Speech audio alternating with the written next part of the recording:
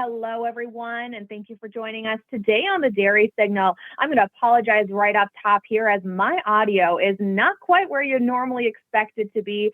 We've had a little bit of some technical difficulties in the area given where our office is currently located. After the storms that came through last week, some things are getting fixed and upgraded. And unfortunately here this afternoon, audio and a little bit of internet is spotty. So you're gonna have to bear with me, if you will, as we go through today. But fortunately, you're not here to listen to me. We have a fantastic expert in the really interesting feed additives, especially on the methane side of reduction area here this afternoon. And joining us here today is Joanne Knapp, who's an innovator and president with Fox Hollow Consulting. So Joanne, we're really excited to have you on, especially as we think about buzzwords and discussions and the things in the dairy sector that are currently on the move, and that is that sustainability and methane talk. So if you don't mind, before we really dive into that here this afternoon, Joanne, would you give us a little bit of an introduction about yourself? Sure.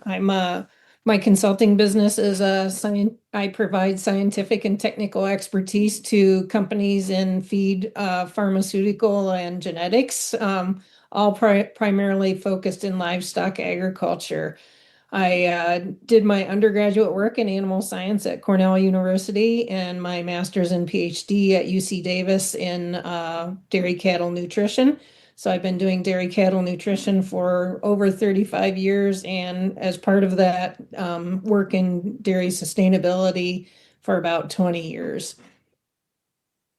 Well, we're excited to have you on, especially as, you know, the discussion about reducing carbon footprint is really a big one in the dairy sector today. But as we talk about feed additives that help reduce methane, let's start with the basics. Let's make sure we're all in the same playing field and start with what exactly are methane reducing feed additives and how did they work within the cow's rumen to make that possible? So there's a large group of feed additives, and they work through different mechanisms, but the feed additives include products that are based on essential oils that affect the rumen microbial activity. And some brand name products there are Mutrol and Agilin. There's an feed additive that's been around for over 45 years called rumensin that affects the rumen microbes as well, and does result in at least short-term reductions in methane. A more recent addition to the portfolio is Bovaer or 3-NOP, and it is a very specific molecule in that it blocks a single enzymatic step in the methane generation process within the rumen microbes. So it's a very specific one. There's other just naturally occurring feed components like tannins and saponins that can affect the rumen microbes as well and have small effects on methane emissions. And we always need to remember that actually adding fat to our ration will reduce enteric methane as well, and has the benefits of course, producing more milk fat and providing energy to the cow. So wide range of compounds, and they do have different mechanisms of action. I'm not going to talk too much today about the seaweed additives because they are not approved for feeding here in the US at this time, due to their novelty, and also there are some concerns with their safety in terms of the cow's health and also people who consume the meat and milk from those cows. When we're talking about these different feed additives, we have a couple different varieties. What are the differences between them, if you will? There's two differences, or 2 points of difference. One is where they're sourced from, and then the second one is the mode of action and how they're working. So the essential oils are plant compounds. They're the oils that actually are used for making perfumes as well. So the word essential means just that they're giving off an essence, It's not that they're essential and that they're required, it's that they give off an essence. They have an odor to them generally. And so those are naturally occurring compounds. Of course, fat can be in the form of whole cotton seed, animal vegetable blends, and other seed oils. So it could be considered a natural source versus compounds like rumensin and 3-NOP that are synthetic chemicals. And as I said, they work through different ways. Some of them have kind of broad effects across all the rumen microbes and just shift the fermentation enough in the rumen to reduce methane. Others are acting at specific steps in the methane generation process. Okay. So, I mean, it sounds like there's, depending on goals and what people are looking for, a couple different options that they might look towards. Let's talk about fat for a second, because that's an area I think has a lot of interest, but not a lot of buzz or discussion in comparison to some of the other feed additives. Can you explain how it works and how it compares to newer additive technologies in helping reduce methane? Sure. From a methane suppression point of view, the fat works in two ways, actually. One is it's simply displacing some of the carbohydrates that would generate methane in the rumen fermentation.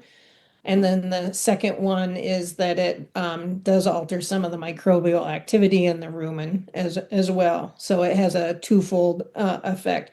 And I think it's not talked about as much because there's an assumption that most dairy rations already have fairly good levels of fat, given the price of milk fat right now and the fact that transferring dietary fat to milk fat is pretty efficient. It's like 30 to 35% efficient.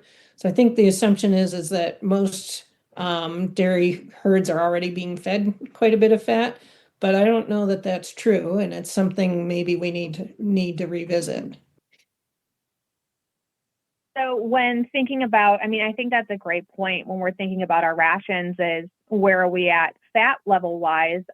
Because when you're starting with one base layer, it's adding and having all of these additions you can add to on top of it, but you're going to get the maximum amount if you're looking at it as a whole picture, from the sounds of it at least. But beyond methane, when we're talking about feed additives, do they have any impact on cow health, milk production, feed efficiency, or any of the other areas? Or what does the data kind of show in those areas?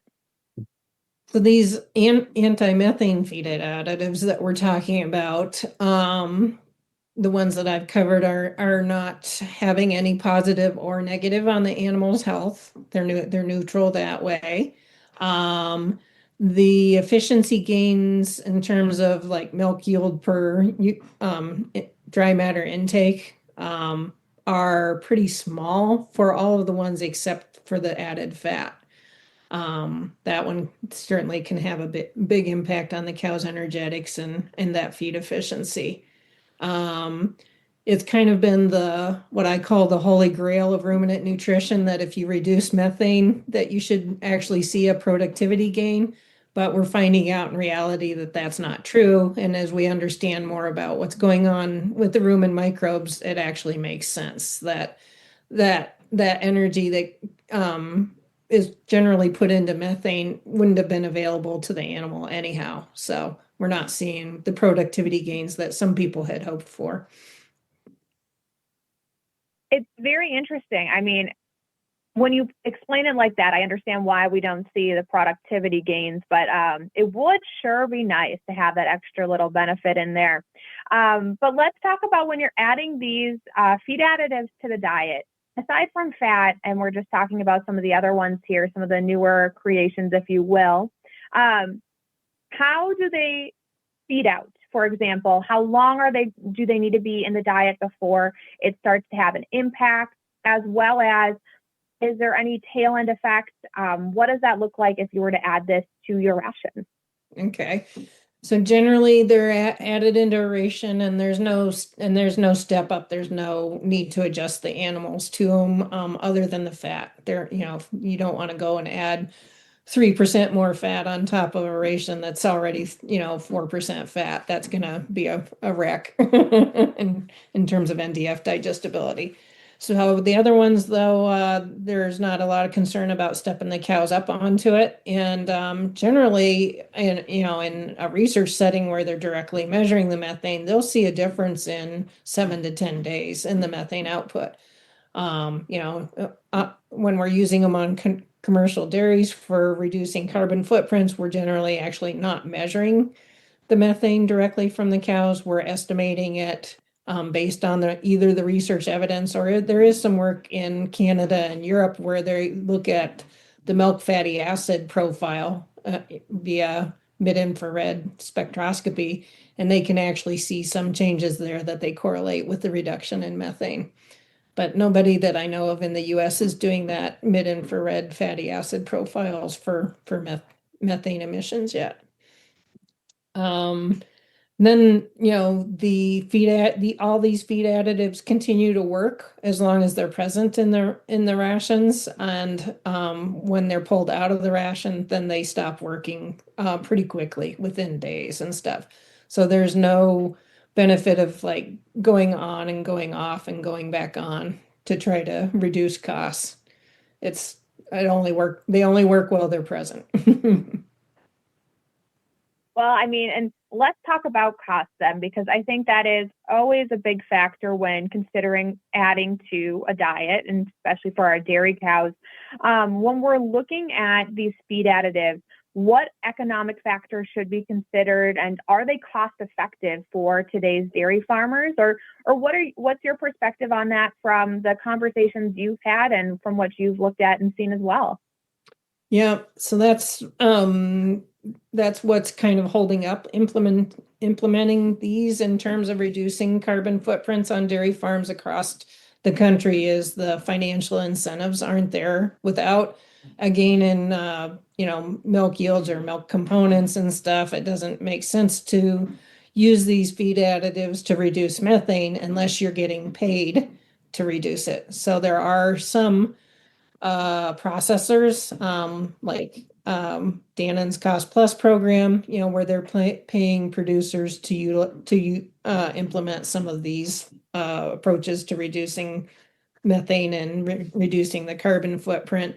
Um, there are not a lot of carbon trading programs yet for either carbon inset credits or carbon offset credits. So carbon inset credits are when somebody in the supply chain, like a grocer or cheesemaker, somebody pays the producer for the carbon credits that are generated in reducing methane. Carbon offsets would be when some company that's outside of the supply chain, like an oil refining company or a natural gas production company, pays for the credits that are generated in dairy farming to offset their own carbon footprint. And in the last 2 years, Athian has been stood up to offer carbon insets. And I believe they have programs for the use of Rumensin, Bovaer, and Agilin right now that are available to producers. A company called Low Carbon Technologies will be probably working towards having an active program in the next year to actually offer carbon offset credits to dairy farmers as well. So things are moving in the right direction. They just never move fast enough. Is that not the truest words I've ever heard? It just doesn't move fast enough is so true. But when we're talking about, carbon credits on the side of these methane feed additives, and from those who have, and granted, this is, very generalized. We don't know everybody's numbers and information and all that data and all that data points. But from those who do potentially look and have opted to go with the carbon credit routes that are available thus far, does it pay for the feed additives themselves? Does it make it to become cost effective in the long run? It can, and it needs to if they're going to be implemented. So I was looking at that in preparation today, and there's actually a nice carbon calculator tool that Kirby Krogstad at The Ohio State University came up with. And so I can provide that link if your listeners are interested. But looking at that, with the different feed additives, I was looking at some feed additives that would break even when the carbon credit was worth $30 a ton. Some it was going to take 60, and the very high end was going to take $90 a ton. I can tell you right now, though, the current market for carbon credits is running at $65 to $85 a ton. So we're the carbon credits that are being traded openly right now are priced in the right range to make these feed additives cost effective at a break even. And it's not going to generate a lot of income, but it at least pay for the additive. And I think if we get some more programs for carbon credit in livestock agriculture, like what Athian is offering and what LCT is probably going to bring to market, then we'll have some better options for dairy producers. That is really good to hear that at least, as of right now, things are sounding to be that, the cost of what the input is at least if those who are participating in the carbon credit market are able to break even on the product. It's definitely more reassuring that things will stay in that vein in order to have things be implemented, especially when reducing environmental and carbon footprint when it comes to dairy. But going more back to the dairy cow specifically, one of the questions that I've heard often enough here in the dairy sector is it does it matter my breed type? Does it differ or matter between different cows, whether it be Holstein, Jersey, Brown Swiss, etc., or because a cow is a cow, ultimately at the end of the day, does it not matter as much? Yep.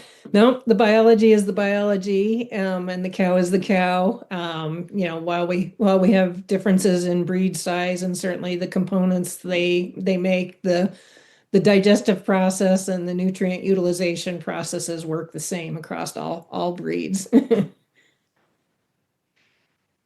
and then kind of going a little bit deeper into that on that side of things, is there herd variation across, depending on location? And I know rations have a huge impact in what actually is happening. But for, implementation, does it have variation from herd to herd that might impact what their actual methane reduction is?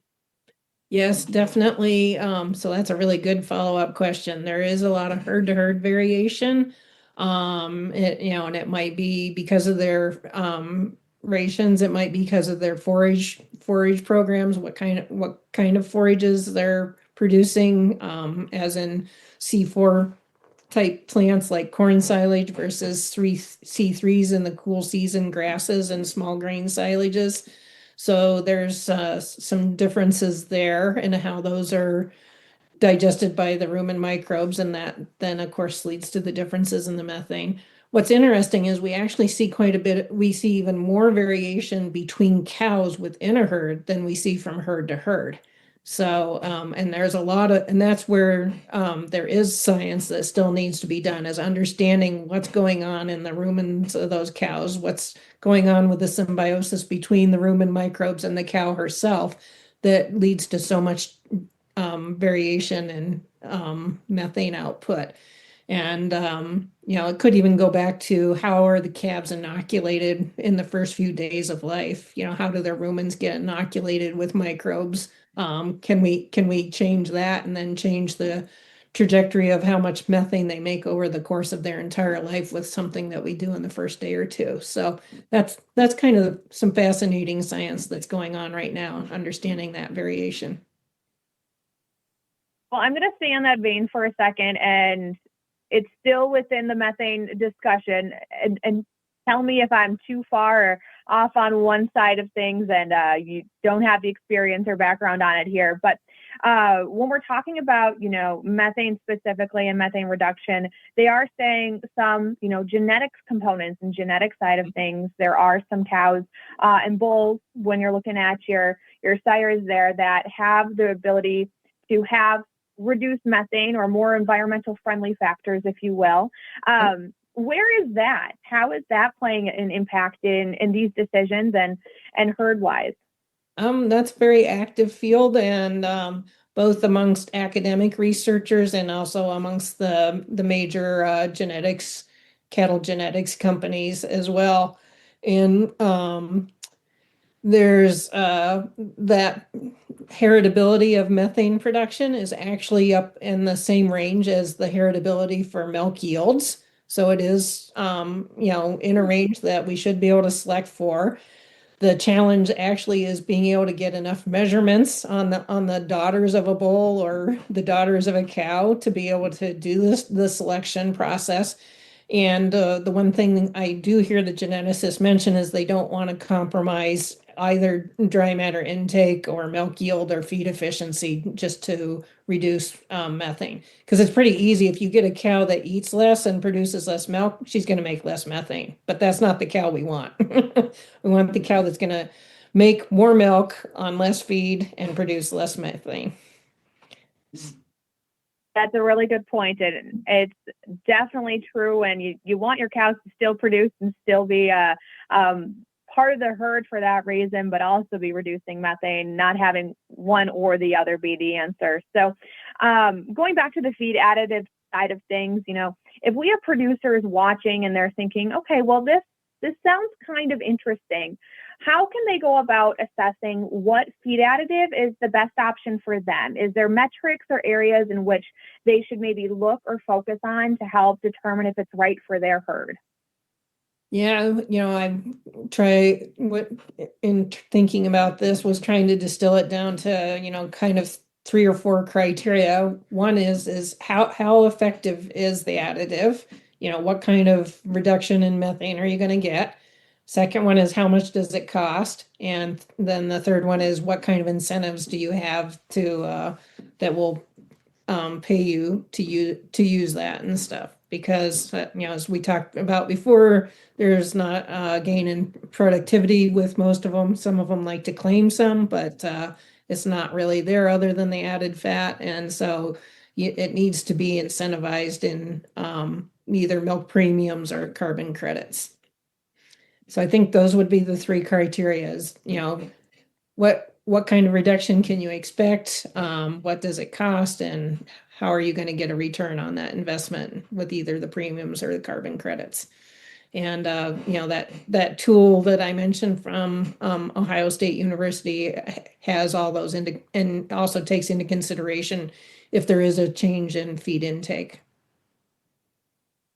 That's a really cool tool. I mean, it sounds like it's very comprehensive and a great way to help kind of assess where your herd's at and what it would look like. And I definitely agree and appreciate you being upfront about, if we're going to look at these feed additives, let's make sure that they make sense financially, that we're not just doing it because we know it's good. As much as we want to be able to do good things just for the sake of it being good, everything has a cost. And as a dairy producer, we know cost of production is a big part of what we do and how we get our milk to where it needs to go.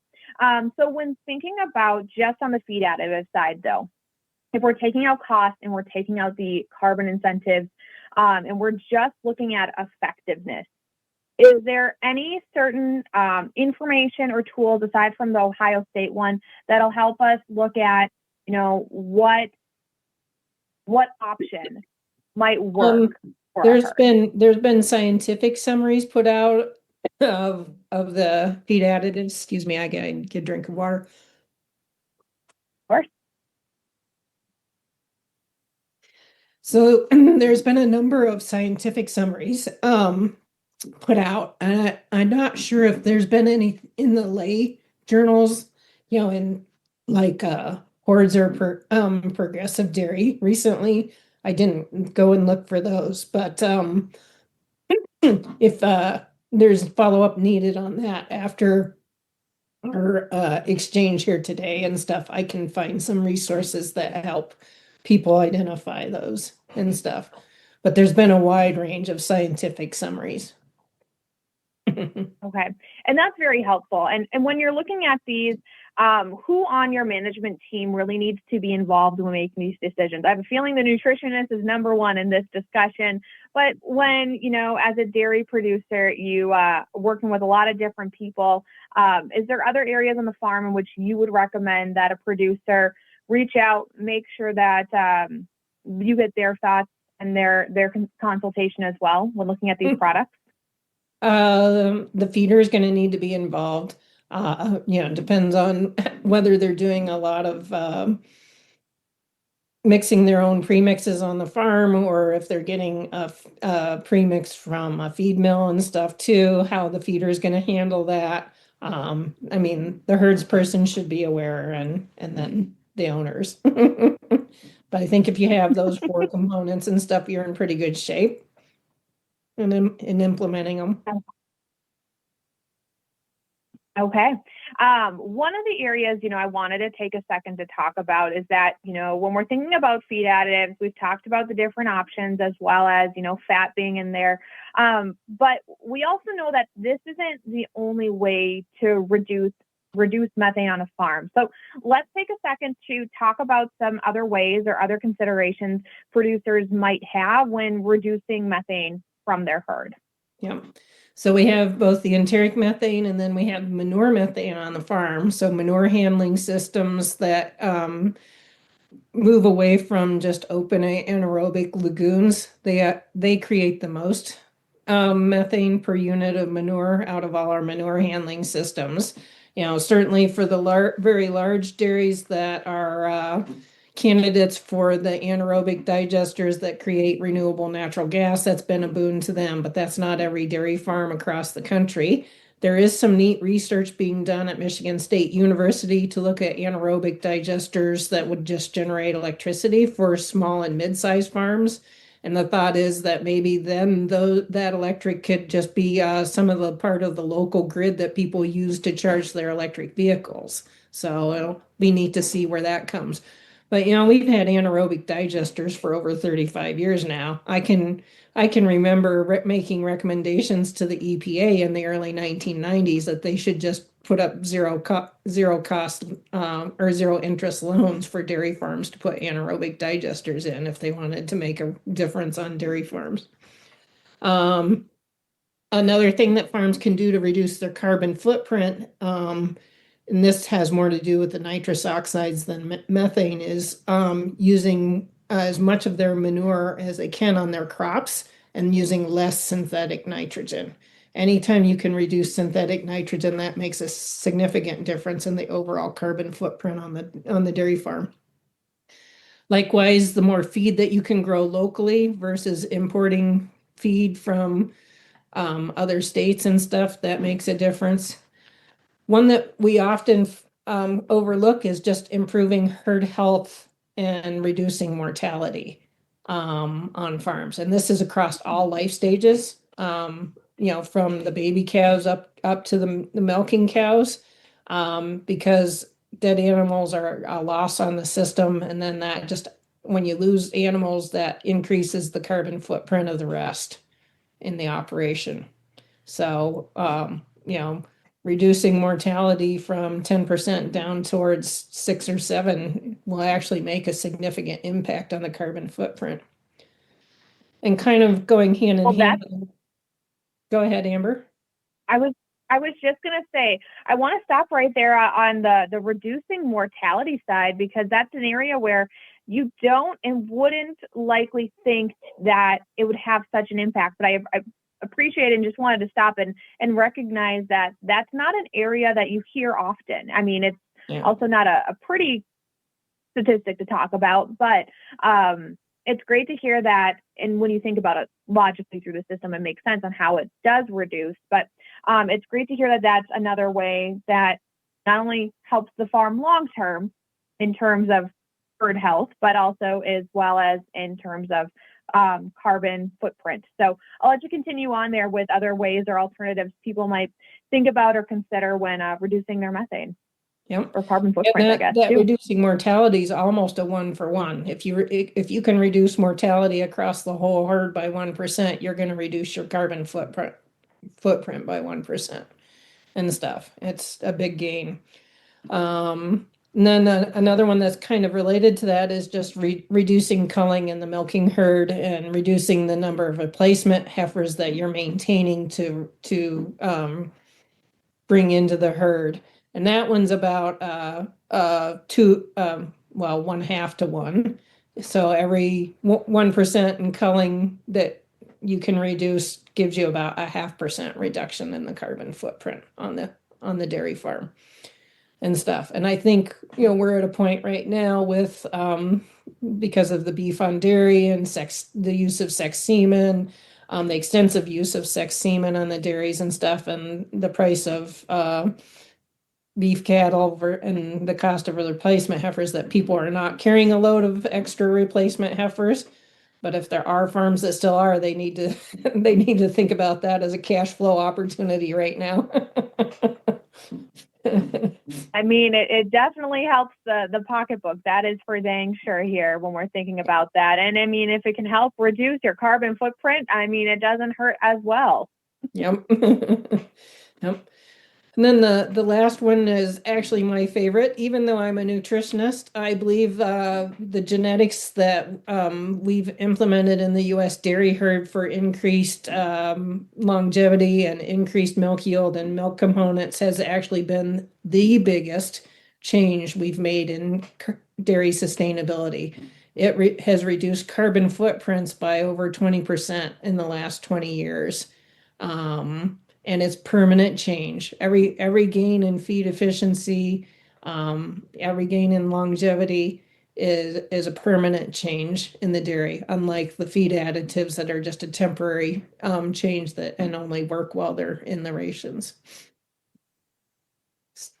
That is really fascinating. I didn't realize how much an impact that genetics has had in terms of environmental factors here, but it's great to hear that it's really made an impact within not only U.S. Dairy herds, but on that level. But Joanne, we were talking before we hopped on here, and you've got such a vast and long experience here with this sort of discussion. And when it comes to sustainability and environmental and carbon footprint and reducing methane on farms. And so you've seen it grow in this discussion and in this evolution, if you will, of where we're at with it. But if you were to look forward and if you were to use your experience in this area and think about what's next in the next 5 to 10 years, what would you say would be something for producers to keep their eyes on the horizon for, or changes or adaptations that may come? My crystal ball moment here, huh? Very much. One certainly is what I mentioned with the anaerobic digesters that are scaled for small and mid-sized farms. That's definitely one to keep an eye out for. And I think, from a technical perspective, I think it's completely feasible. I think it's just, are the financials there? Is there enough demand for electric vehicle charging and stuff to justify the installation of those anaerobic digesters? So that's one. What you mentioned about the geneticists looking at the heritability and selecting for reduced methane cows, that's already ongoing. That's only going to get more refined over the next 5 to 10 years and stuff, and we should be able to make significant progress with that. There are people still looking for new feed additives. We have to remember that 3-NOP was only discovered about 14 years ago. It was, has just been commercialized here in the US in the last 2 years. But it is a relatively new advent, and it makes a significant difference. And there's the potential that other feed additives could be there. I think one area that still needs more exploration is the additivity of the different feed additives. Can I feed Bovaer and something like Aglin or Mutral together and get at least a partial additive effect? I may not get a full additivity, but can I actually kind of stack technologies and get more of an impact? And so that'll be an interesting one to watch as well. I have to say, when you mentioned the stackability of this technology, that will be fascinating, especially if they have different modes of action and how they go about reducing it with the cows. So definitely an area to keep an eye on here when we're thinking about it. But Joanne, as we're getting down there on our time with you this afternoon, I want to make sure to ask our final question of the day. When we're thinking about this discussion, what's one or two key areas you want producers to be thinking about or actively doing after today? Well, one would be to have the conversation with their nutritionist about whether they want to look at some of the feed additives and, what kind of information do they need to go down that road and exploring that. And the second one is to not forget their own herd management and their breeding program and what kind of progress they can make there. Those would be my two takeaways. Well, Joanne, I think those are some fantastic takeaways and really great ways to assess what we're doing on our farms already, as well as what can we potentially be doing. So appreciate that here this afternoon, and as well as all the time and expertise you've given us here today. So thank you so much, Joanne. You're very welcome. I've really enjoyed it. Well, thank you. I've enjoyed it as well. And I have to say, before we end here and before I do a quick wrap up for our listeners, I would be remiss if I didn't talk about your farm, your footprint. When we're thinking about environmental sustainability and our footprint on our farms, if you're interested in knowing what your farm's environmental footprint is, I highly suggest you head over to our website and hit on that sustainability tab, where we have a way that you can get in touch and learn more about what your farm environmental and footprint looks like, as well as some customized roadmaps for suggestions to help reduce that number that you'll find on your farm. But with all of that being said, I appreciate your guys' time here listening this afternoon. I hope you have a great rest of your day, and we'll see you here tomorrow on the Dairy Signal. Bye now.